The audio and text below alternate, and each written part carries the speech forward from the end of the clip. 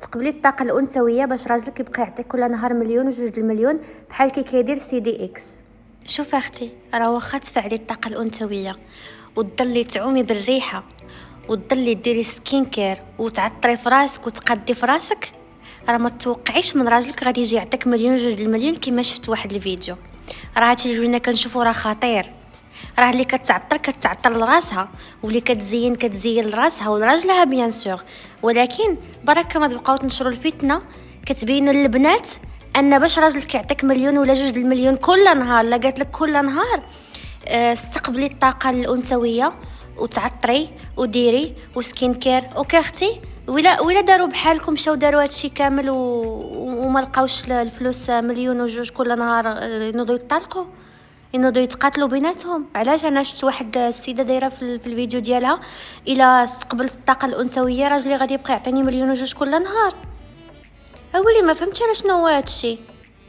وما تاكتيفيش الطاقه الرجاليه، خليه هو يعمر البوطه وديك الشيء كامل. ما فهمتش ما فهمتش البنات والله. راه اللي كدير شي حاجه في دارها راه كديروا على اساس دارها هذيك. بيان سور ما غاديش تمشي تهزي في البوطه وديري الاعمال الشاقه كما كتقولي نتيا. حنا ما فهمناكش هاد الاعمال الشاقه علاش كتهضري بالضبط، ولكن باش تعطيو فكره للبنات انها الا تعطرات واستقبلت الطاقه الانثويه ودارت سكين كير وما نعرفش ندوك شي كل شويه راه راجلها غادي يعطيها مليون ونص. انا بالنسبه لي هذه راه غير فتنه، وهاد القضيه هذه كتشجع الناس على الدباز وعلى الطلاق وعلى الفراق وعلى هادشي كامل خايب.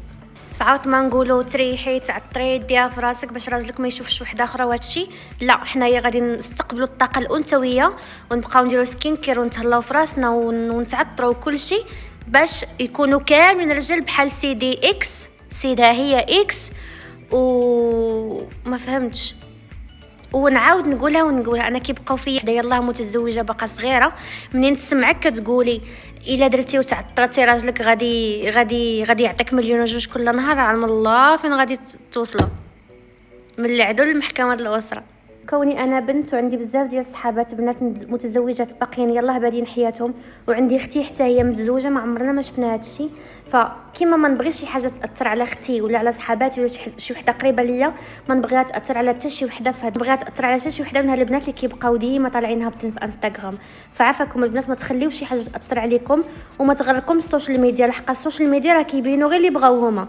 راه مستحيل راجل غادي يعطي مليون وجوج المليون كل نهار، مستحيل. ما تخليش هادشي يقلب لك الموازين د حياتك، ما تخليش هادشي ياثر عليك مع علاقتك مع راجلك، هذه اهم حاجه.